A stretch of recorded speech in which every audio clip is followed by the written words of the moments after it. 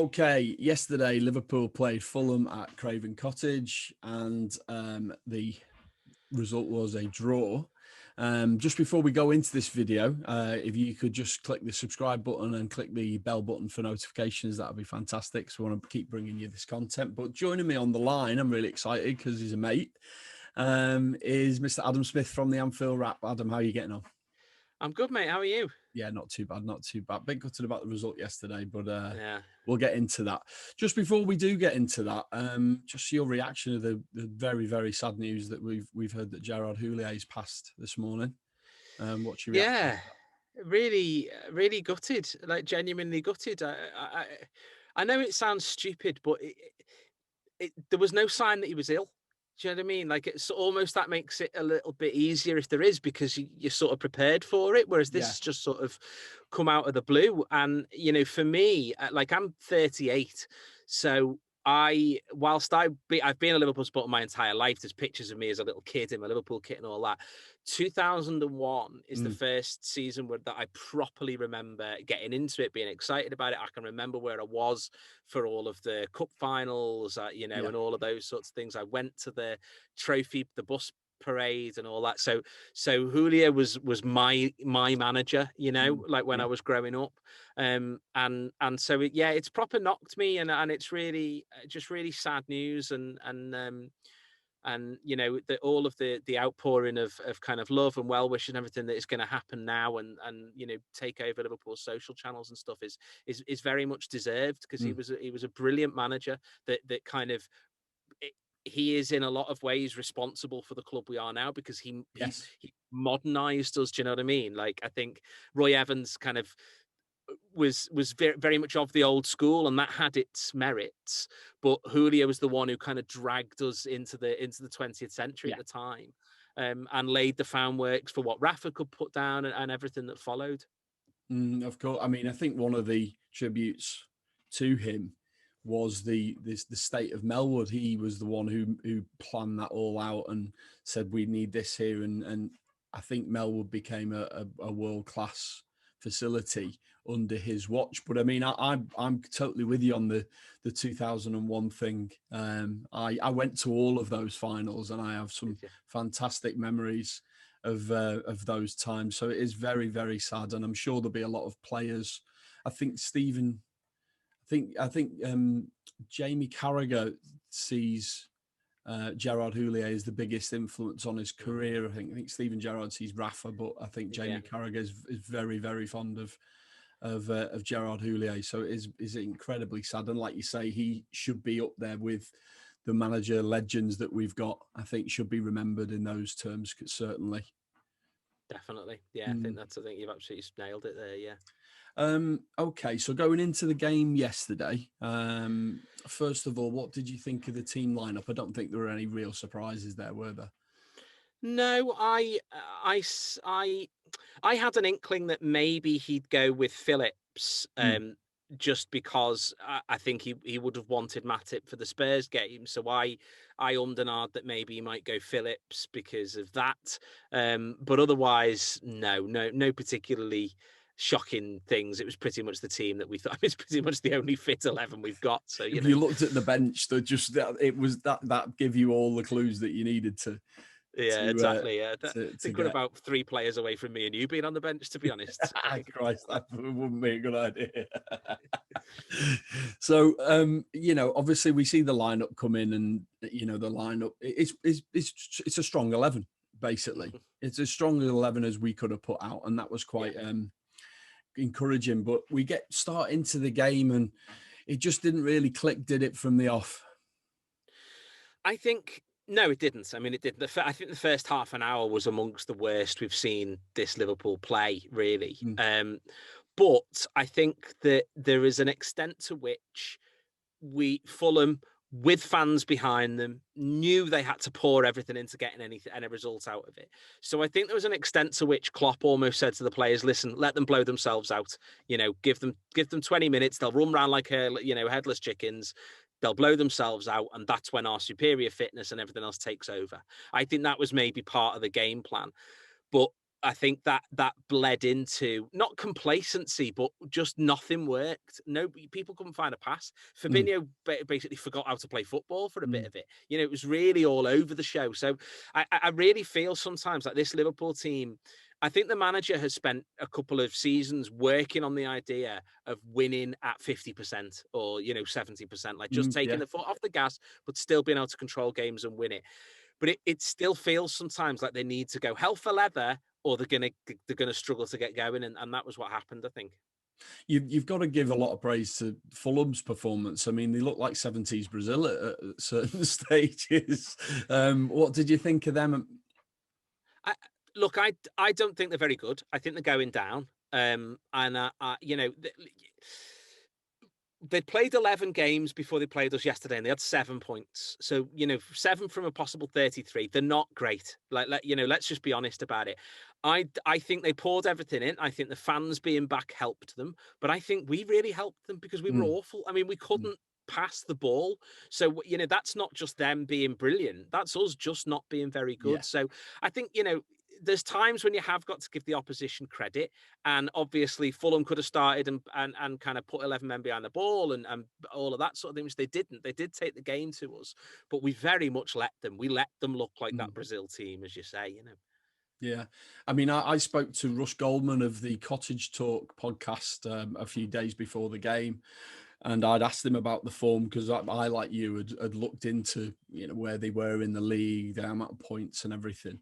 But he had a different view on it. He tends to feel that where they are doesn't really reflect how they've been performing, and also what he said, and it was interesting. They went through the playoffs in the Mm, Championship to get promoted, and he says that meant that they only had a very, very short pre-season, mm. in which case they were behind when they started, a bit like Man United, a bit like Man City. So his view on it was they were a lot better than what they were showing. I thought we saw that yesterday. I always liked Lookman at Everton, and he never got through. He looked like a great player. The right back scored a fantastic goal, Reed. And they've got a lot of fit, strong, physical players, and some technical ability as well. And I think we struggled against that. Yeah, listen, I'm going to put my hand up and say I haven't watched enough Fulham. That the fella who supports them is going to know them a hell of a lot Yeah. better than me. So that's totally fair, and I am really going off the points and all that. But I'm not. I don't totally buy into the no preseason argument because basically nobody had a preseason. Mm, It's been the massively truncated season that it's been. So that's a little bit of a misnomer for me, I think, because everyone's had the same struggle on that front. But maybe they are. Look, maybe at the end of the season they're going to sit 15th or something. Like there was a couple of seasons ago, wasn't there, when Rafa was at Newcastle and they had a terrible start to the season, but they still ended up like 14th or 15th or mm, something. yeah. Maybe that's what Fulham are going to do, but I just don't think that. I don't think that Scott Parker's necessarily got the experience enough to be able to Mm, guide them through what we've got coming up now is really going to separate the wheat from the chaff. This truncated Christmas period when there's a game every couple of days. Some teams are used to that, some teams aren't, and I think the ones that aren't are really going to struggle. And I'd be surprised if Fulham wasn't one of them. But of course, the Championship does have more games than the Premier League, so they are a little bit more used to that, but not at mm. the quality that they're going to have to play to be able to survive, I would say. Going into our performance, this might be difficult for you, but who were the standout players for you in our performance? I think there's one, isn't there? Yeah, I mean, look, nobody in the first half an hour. Let's be honest, everyone was really quite poor. Even there's even the moment when the ball comes into the box and Alisson should just come and grab it, but doesn't. And there's they Robertson goes to clear it and boots it into the Fulham fella's head, and they nearly score. Like everyone's really poor for vast portions of the game. But Curtis Jones was my man of the match, and I actually, funnily enough, I was about to tweet after about 20 minutes, this might be Curtis's worst game for us because Right. he gave the ball away a couple of times. He fouled a couple of times, all those sorts of things. And I was thinking, he's really not at the races at all. But of everyone, he was the one that I thought managed to get his head screwed back on and really took the game by the scruff of the neck. Really, I was really impressed with him. And considering he's only 19, I mean, the lad can be whatever he wants. Oh, completely. completely. I mean, it's quite simplistic what I'm about to say, but it's certainly something to consider. I thought Gini Wijnaldum really struggled. He toiled. He was losing out 50-50s, which he never does. What did you think of his performance? No, I agree. I didn't think it was great, and it's difficult to pinpoint why, because unlike the others, he didn't play in Midtjylland. Did he? I don't think he even flew. Did he? I can't. I'm not. No, I I think can't he remember flew exactly. everybody over, which Did was a he? Right. surprise. So yeah, maybe he's just a bit. I don't know. He was just a bit tired from the traveling or what. I don't know. But it was. Yeah, it was odd because he was, as you say, losing the physical battle that he never does. No.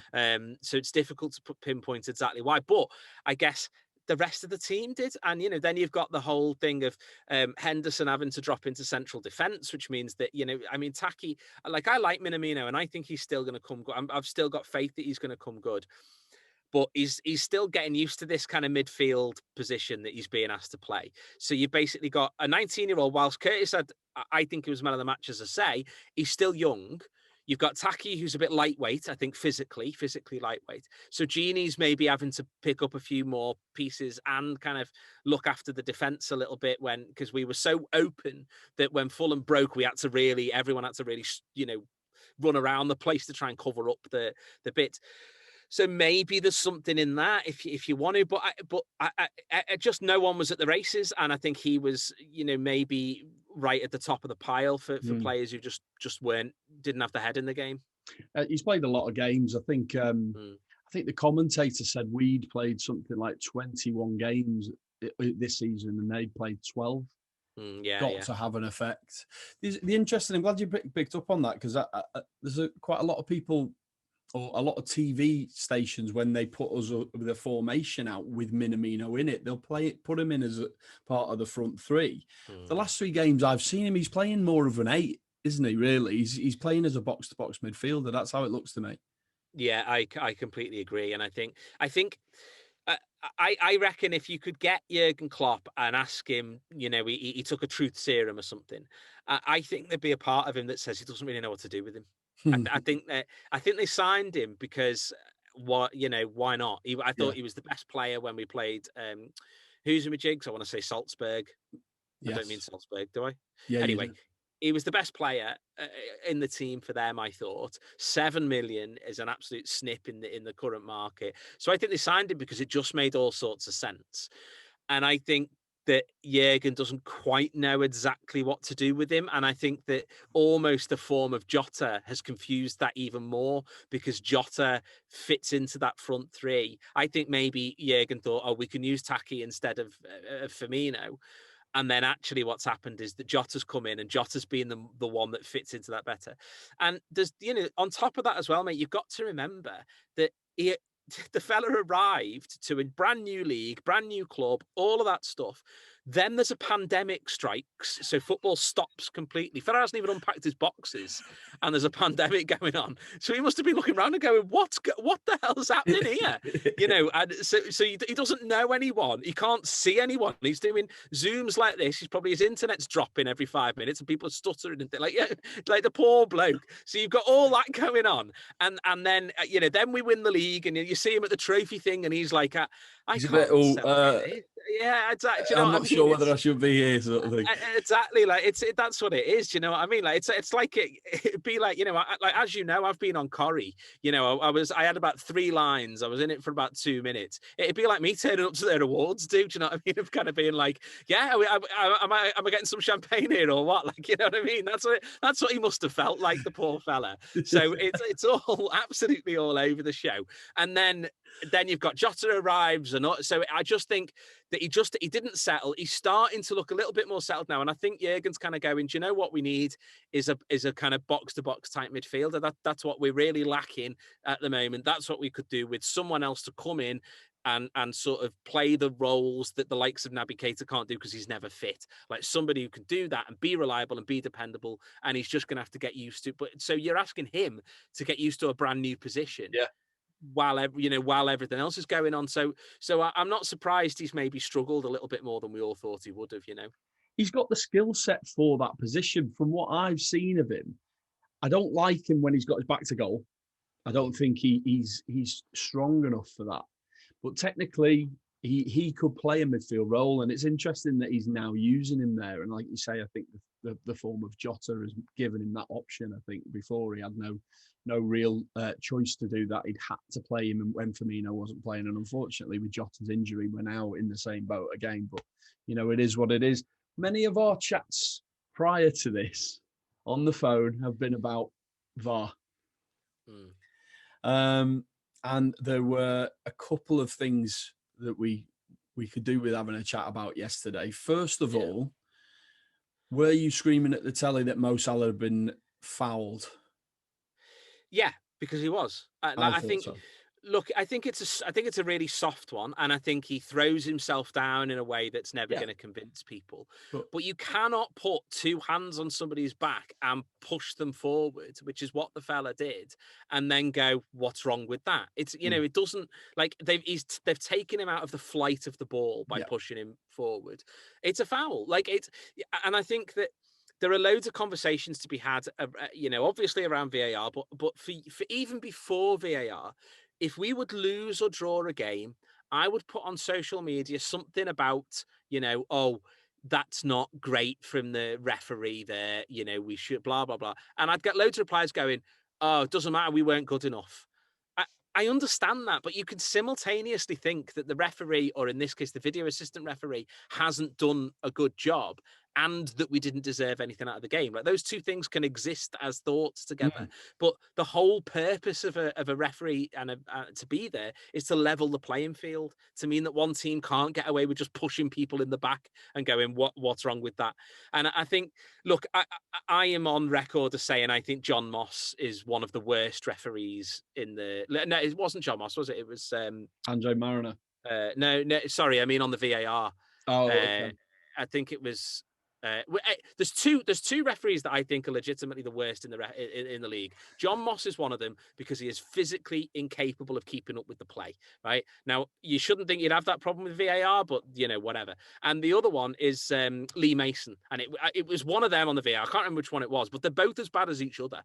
And the problem is they're not good referees. And this is like the match for me encapsulates the problem with VAR as a thing, right? Which is that if you're going to put it in place because the referees aren't good enough, then you can't have those referees that aren't good enough in charge of the VAR because they're still not going to be good enough. It doesn't matter whether they're watching it in slow motion or on video. They're still not going to be good enough. It's a great point. Absolutely brilliant. The Fabinho one. Now, the interesting thing for the Fabinho one for me, and I just wanted to get your thoughts on it. From one angle, it looks like a foul. From the angle behind, looking down the line, he wins the ball. And that has got to show you how difficult it is. Now, fair play to the referee, sticks to his decision. How did you see it? So my take on this is that there's a reason that everyone has spoken about clear and obvious error. That was the big talking point as soon as it came in. Clear and obvious error from referee and decisions points of view, right? I think actually it's a penalty. Because I think he takes his foot and then gets the ball, right? So, and even on the angle where he gets the ball, he does, but only because he takes his foot first, and it's his standing foot. So I think it's a penalty. What I don't think is that it was a clear and obvious error, because I think from the referee's point of view, it looks like he's got the ball. On the video replay, you can see he gets the foot, but then the ball, but it wasn't like the referee should have been able to spot that. And like I've said all the way through, and this includes offsides, which is not clear and obvious error. And that's something the mistake that a lot of people make is thinking that offsides are also clear and obvious errors. They're not. Offside is binary. But I think that the kind of rule of thumb, which I understand is difficult to implement, but this is why I'm not employed by the FA and paid hundreds of thousands a year. What I think they should do is they should say, should a human being be reasonably expected to have spotted that was what happened? And Andre Mariner could not be reasonably expected to have seen that Fabinho has got his foot before he got the ball. So it's not a clear and obvious error, so the VAR shouldn't have overruled it. And they should have said that straight away. They even had a look at the thing with Gini Wijnaldum before, which I think actually, although we've said he lost a lot of the physical battles, I think it was a foul because he basically pulls him over. So they had a look at that as well. So it's not an overturn in about 5 different ways. Why on earth they sent into the monitor to go and have a look at it is absolutely anybody's guess. It's interesting that you say the clear and obvious error, because I thought before, when it first came in, they were using clear and obvious error as an excuse to not make a decision. That's how I felt, right? And I think there's, for me, a clear and obvious error is if it's a penalty and the referee hasn't given it, or vice versa. Now, I get what you're saying, but I think at least what we've got now is the referee having a second look where he can make his own mind up. And I think that's a positive thing. We were chatting about this last week, weren't we? Yeah, look, I think the problem is that not a lot of referees are strong enough to go over and say, no, I still think I'm right when they look at it on the monitor. Right. And he did yesterday, to be fair to him. He did, yeah. And so, but I think it's interesting that I think there's two of them that have. I think there was him, and was the other one Michael Oliver? He's been over and had a look. And, no, I tell a lie. I'm sorry. Michael Oliver, I think, was the first one to go over and have a look at the monitor. I think it's Mike Dean is the other one. So Mike Dean and Andre Marin are the two that have gone over, looked at the monitor, said, no, I'm sticking with my original decision. And in my opinion, they are the two most arrogant referees in the whole of the thing. So I'm not shocked that they're the two that have looked and gone, no, I still think I'm right. Right. But that, there's nothing wrong with that, because I think it's just, look, I was a massive proponent of VAR. We both were. We've had chats about it, haven't we? Exactly. I was really, really on board with it, really behind it. Genuinely think it was a good thing, and I was like, yes, this is a good thing, because the referees are not good enough. Right? It was so easy to get VAR right, and that's why I am convinced that the PGMOL actively do not want it to succeed. They actively do not want it in the game, because I think if you look at it through that prism, the prism of the referees not wanting it, every single thing that they do with it makes complete sense. Every single thing does. Because what they should have done was brought it in to go, the absolute howlers. That's what we're trying to avoid. The howlers, the ones where you look at that and gone, that linesman should be sacked for not being able to see that was offside. The perfect example is the Raheem Sterling against Man City one, where he's 25 foot onside in the 13-14 season, and he gets given offside, right? That one is like the quintessential example of, you go, that's why we need it, because that it's disgraceful that fella hasn't seen that he's onside there, right? That's why it needs to come in, not because somebody's toenails offside. No one wants that. No one wants it. None of the proponents of VAR were going, oh, you should be able to spot that his foot is half an inch up. Come on, the linesman shouldn't be expected to see that. So why on earth are we picking up on it and going back on it and all that? And the same with fouls and all that sort of thing. The Andy Robertson one the other week, where he gives the penalty away against Brighton, isn't it? For me, it's a penalty because he kicks the lad. He just kicks his foot away. I agree. Right. Welbeck makes the most of it and all that sort of thing. But what I said at the time was, if you flip that around, right, and you say that Danny Welbeck kicks Andy Robertson's foot, Robertson goes down 3 steps later, Welbeck gets the ball and puts it in the back of the net, we're all saying that goal should be disallowed because he's kicked Robertson's foot. No, I agree. Away. So it should be a penalty. So why are you trying to overrule him? That's the thing that I just can't get my head around. And I think almost the level that VAR should work at, right, is they should look at it and go, if I watched myself do that on the pitch, would I think I should be sacked? And if I should, then I'll overrule it. And if I shouldn't, then I won't. Do you know what I mean? Like that's what it should boil down to, basically. Should I lose my job for being incompetent? Yes. Then let's overrule it. If not, leave it as it is. There's just it's so easy to get it right, and that's why it comes back to what I said before. That's why I'm absolutely convinced that they don't want it to work. Interesting. I mean, we had this chat the other day, and I said to you, with offside, if they've got to draw a line, it's onside. Surely. Yeah. If you're drawing lines, it's onside. I mean, if a linesman, you should really almost, if the linesman is doing it in real time, he's just using his eyes. Now, if we could look at 100 offside decisions, and I think we probably get most of them right just from looking at it, as long as you've got the right angle, obviously. But I think they're getting in their own way. But like you say, if it's coming from a place that they don't want it to work, I just think the problem is that they spent so much money on it now, and it's so heralded. I'd be surprised if they went back on it. And FIFA also seem to be very, very in favour of it. Yeah. Look, I don't see how they can go back on it. That's the reality of it. I don't see how you can. And I think the unfortunate thing is that it's got to be done in a way that makes sense. And the way they're using it at the moment, it doesn't make any sense. And I think that's what's frustrating most people. And the offside is like the perfect example of it, you know. And I agree with you. If you're drawing lines, it's not offside. And that comes back to my thing before of, should a human being be reasonably expected to have seen that that's offside? If it's because a toe is offside, no human being should be reasonably expected to see that. The frigging Terminator shouldn't be reasonably expected to see that. Let's not punish people, because that's what you're doing. You're essentially punishing the linesman and saying you didn't do that right. Yeah. Let's not punish people for things that they should never have been expected to get right in the first place. If Yeah. somebody's 4 foot offside, yeah, you're flagging it. You know what I mean? Like, I tell you, the perfect example was the Brighton match, right? You've got two examples of an offside there in that Brighton match, right? One of them's the Mo Salah one, where they're having to draw lines and do all of that sort of stuff. The other one's the Sadio Mane one, where he's 4 foot offside. Yeah.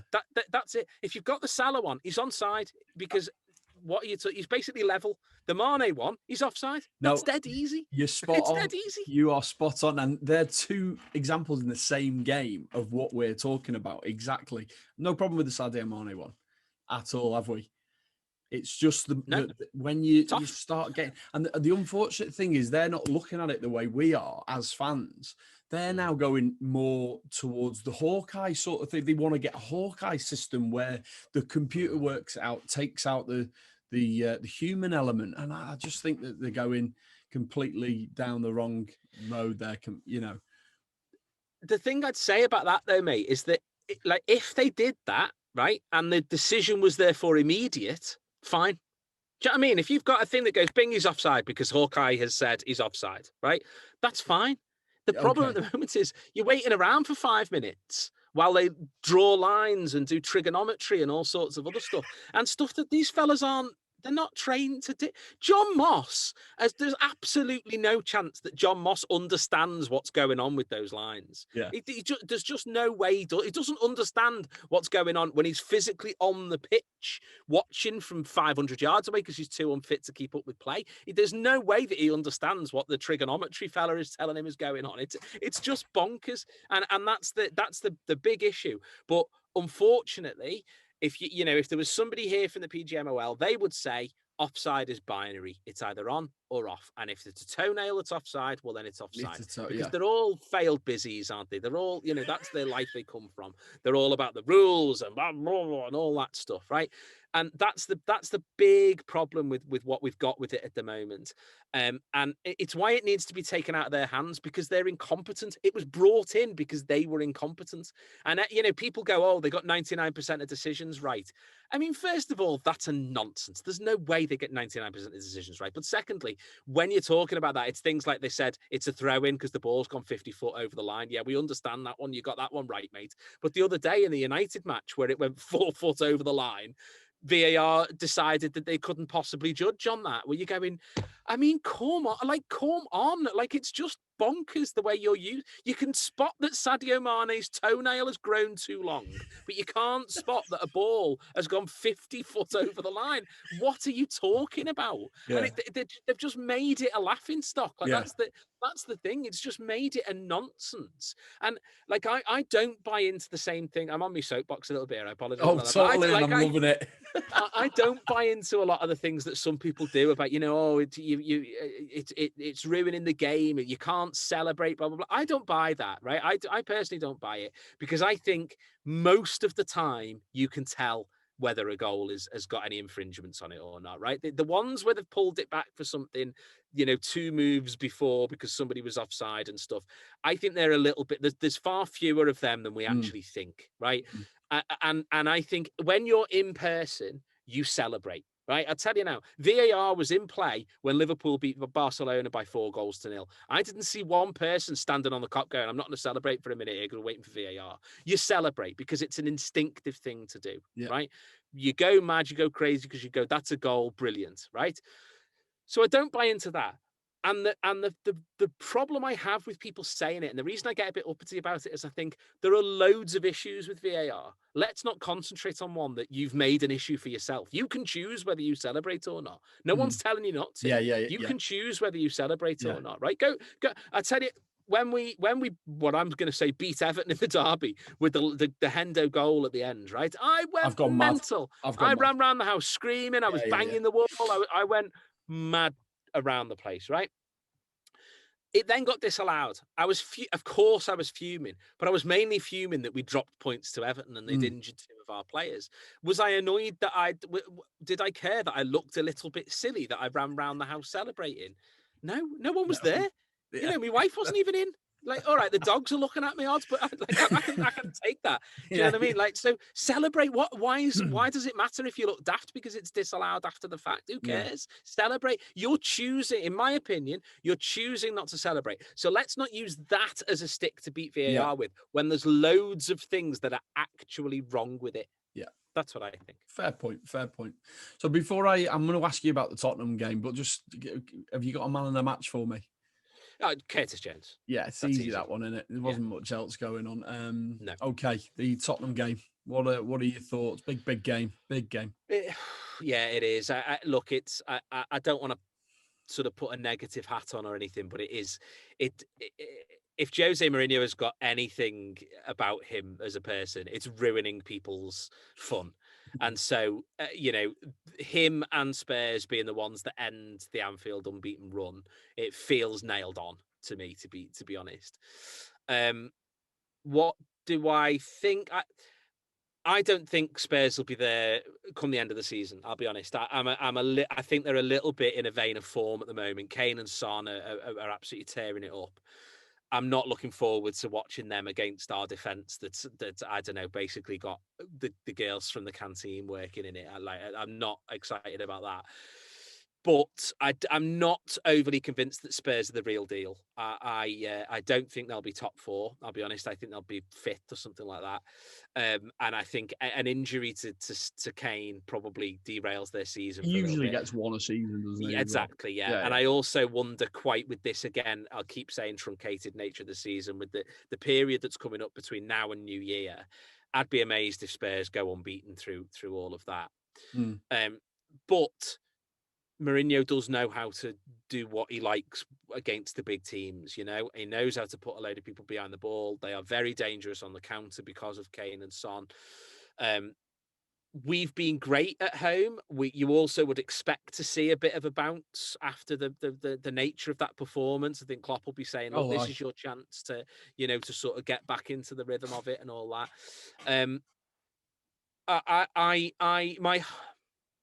My head says we'll win. Sorry, my heart says we'll win. My head doesn't. Okay, that's fair enough, I suppose.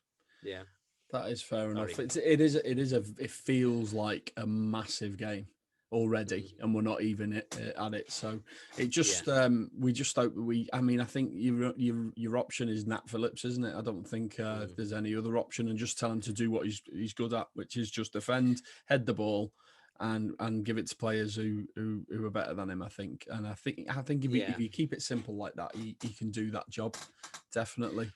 Do you know what? I've been impressed with him. I have to say, I think a few people. I think quite a lot of people have sort of painted down what he's done, but I think he's looked decent when he's come in. He's not looked like, if you compare him to say Reece Williams, and I think Reece Williams looks like he's a good one for the future.